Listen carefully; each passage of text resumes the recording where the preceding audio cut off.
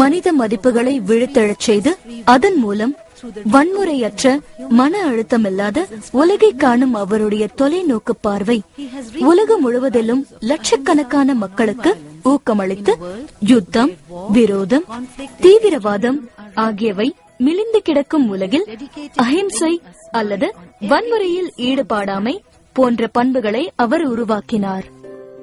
His Holiness Sri Sri Ravishankar ஜியை சந்தியுங்கள்.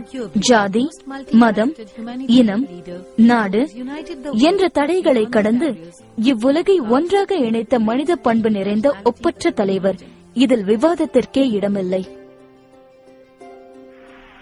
Guruji என்று அன்புடன் அழைக்கப்படும் இவர் 1956ஆம் ஆண்டு தென்னிந்தியாவில் பிறந்தார். குழந்தையாக இருக்கும் பொழுதே ஆழ்ந்த தியானத்தில் இருப்பது இவர் வழக்கம். 4 வயதாய் இருக்கும் பொழுது பகவத்கீதையை ஒப்பித்து ஆசிரியர்களை வியப்பில் ஆழ்த்தினார். 17வது வயதாய் இருக்கும் பொழுதே இவர் வேத நூல்களை கற்று பண்டிதரானார். அத்துடன் நவீன விஞ்ஞானத்தில் அட்வான்ஸ் டிகிரி பட்டமும் பெற்றார். 1981ஆம் ஆண்டு குருஜி வாழும் கலை ஸ்தாபனத்தை அமைத்தார். இது அரசு சாராத கல்வி மற்றும் கருணை ஸ்தாபனம். ஆலோசகர் என்ற அந்தஸ்துடன் ஐநா சபையின் பொருளாதார சமூக கவுன்சிலுடன் இணைந்து பணிபுரிந்து வருகிறது. ஜெனீவாவை தலைமையிடமாக கொண்ட அசோசியேஷன் ஃபார் ஹியூமன் வேல்யூஸ் என்ற ஸ்தாபனத்தை குருஜி துவங்கினார். இது உலகெங்கிலும் நிலை நிற்கக்கூடிய வளர்ச்சி திட்டங்களை முன்னின்று செயல்படுத்துகிறது. 140 நாடுகளில் செயல்பட்டு வரும் வாழும் கலை உலகத்தில் உள்ள மிகப்பெரிய தன்னார்வ தொண்டு நிறுவனங்களில் ஒன்றாகும். குருஜி உலகத்திற்கு அர்ப்பணித்த ஒப்பற்ற காணிக்கை சுதர்ஷன் கிரியா.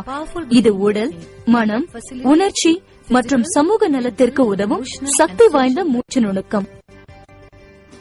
இந்த வாழும் கலை எனக்கு ரொம்பவே உதவி இருக்கு. இது என்னோட வாழ்க்கைய 100% இன்னும் அதிகமாக்கியிருக்கு. உலகெங்கிலும் உள்ள சுமார் 30 கோடி மக்கள் இவருடைய நேரடி தொடர்பு, பொது நிகழ்ச்சிகள், உபதேசங்கள், ஒர்க் ஷாப், மனிதநேய பணிகள் மூலம் இவரை அறிந்துள்ளார்கள். 2006ஆம் ஆண்டு பிப்ரவரி மாதம் பெங்களூரில் நடைபெற்ற வாழும் கலையின் வெள்ளி விழாவின் பொழுது 110 நாடுகளுக்கும் மேலிருந்து சுமார் 2.5 கோடி மக்கள் கூடியிருந்து இவரை பற்றி பேசி ஆன்ம சக்தியை கொண்டாடினார்கள். குருஜி சமூக மாற்றங்களை ஏற்படுத்தக்கூடிய மிக பெரும் சக்தியாக வாழும் கலையை மாற்றினார். குருஜியின் வழிகாட்டுதலின் கீழ் மோதல்களை தவிர்ப்பது, மிகப்பெரிய ஆபத்துகள் நிகழும் பொழுது அவைகளை சமாளிப்பது, அதிர்ச்சிக்கு ஆறுதல் அளிப்பது, மன அழுத்தங்களை போக்குவது, இளைஞர்களுக்கும் பெண்களுக்கும் அதிகாரத்தை அளிப்பது, கல்வி, தனிப்பட்ட மற்றும் சமூக வளர்ச்சி, பண்டை கால அறிவை உயிர்ப்பிப்பது போன்ற பல துறைகளில் வாழும் கலை செயல்புரிந்தது. உலகம் முழுவதும் பரவியிருந்த தன்னலமற்ற தொண்டர்களின் அமைப்பிற்கு குருஜி ஒரு தூண்டுகோலாக விளங்கினார். பெரும் அழிவுகளால் பாதிக்கப்பட்ட மக்களுக்கு இத்தொண்டர்கள் விரைந்து சென்று நிவாரணப் பணிகளை மேற்கொண்டனர். விளைச்சல் இன்மையாலும் கடன் தொல்லையினாலும் தற்கொலை செய்து கொள்ள துணிந்த மகாராஷ்டிர மாநிலம் விதர்பா பகுதி விவசாயிகள் துயர் நீங்க குருஜி விரிவான திட்டம் ஒன்றை துவங்கினார். இம்முயற்சியின் விளைவாக வாழும் கலை சேவை புரியும் 308 கிராமங்களில் தற்கொலைகள் எதுவும் நடைபெறவில்லை. 2004ஆம் ஆண்டு டிசம்பர் மாதம் பயங்கரமான சுனாமி தாக்குதலின் பொழுது ஆயிரக்கணக்கான தொண்டர்கள் பாதிக்கப்பட்ட பகுதிகளுக்கு சென்று நிவாரணப் பணிகளை மேற்கொண்டனர். நாகப்பட்டினம், ஸ்ரீலங்கா ஆகியவற்றில் சுனாமியால் பாதிக்கப்பட்ட மக்களை குருஜி நேரில் சென்று சந்தித்து ஆறுதல் கூறினார். மோதல்களை தவிர்க்க வன்முறை பாதையை கைவிட்டு சமாதான வழிகளை கையாளுமாறு அவர் பல குழுக்களை ஊக்குவித்தார். கேள்வி கேட்க முடியாத நேர்மையாளர் என்றும் மரியாதைக்குரிய நடுநிலையாளர் என்றும் புகழ் பெற்றிருந்த அவர் ஸ்ரீலங்கா, கொசோவா, ஈராக், காஷ்மீர் ஆகியவற்றில் எதிரும் புதிருமாக சண்டை போட்டுக் கொண்டிருந்த குழுக்களை சமாதானம் செய்து வைக்கும் முயற்சியில் வெற்றி பெற்றார். 2003ஆம் ஆண்டு செப்டம்பர் மாதம் ஈராக் மக்களின் துயரங்களை துடைக்க பன்முனை திட்டம் ஒன்றை அவர் வகுத்தார். 2007ஆம் ஆண்டு மே மாதம் ஈராக் பிரதமர் நௌரி அல் மலிக் அழைப்பை ஏற்று சமாதான தூதுவராக ஈராக்கிற்கு விஜயம் செய்தார். அவரை வரவேற்ற ஈராக் மக்கள் அவருடைய அஹிம்சை, கூடி வாழ்தல் போன்ற உபதேசங்களை வெகுவாக பாராட்டினார்கள்.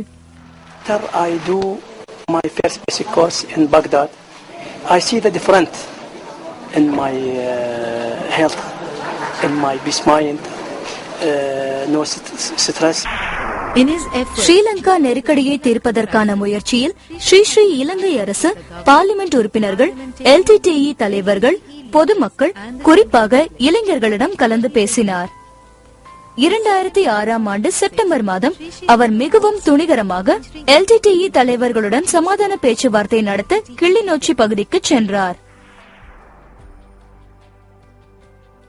இந்தியாவின் எல்லை பகுதியில் உள்ள காஷ்மீரில் நடைபெறும் மோதல்களை தவிர்த்து அமைதியை மேற்படுத்த குருஜி அங்குள்ள பலதரப்பு மக்களையும் ஒன்று கூட்டும் முயற்சியில் ஈடுபட்டுள்ளார்.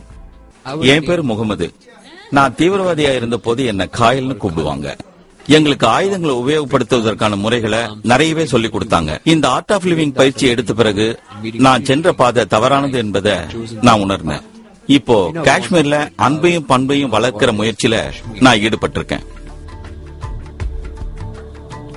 இந்தியாவில் புரட்சி கம்யூனிஸ்ட் குழுக்களிடையே நடைபெறும் வன்முறை சம்பவங்களை தடுத்து நிறுத்துவதிலும், நில உடைமையாளர்களுக்கும் மாவோ குழுக்களிடையே நடந்து கொண்டிருக்கும் வன்முறை போரை நிறுத்துவதற்கும் அவர் மேற்கொண்ட சமாதான முயற்சிகள் வெற்றி பெற்றன. வசதி குறைவான அடிமட்ட மக்களின் தன்மதிப்பை உயர்த்தும் பொருட்டும் நிலைத்து நிற்கக்கூடிய சமூக வளர்ச்சி திட்டங்களை நிறைவேற்றுவதில் கிராமவாசிகள் பங்கேற்க தூண்டும் வகையில் சமூக தன்னாட்சி திட்டங்களை ஸ்ரீ ரவிசங்கர்ஜி துவக்கினார்.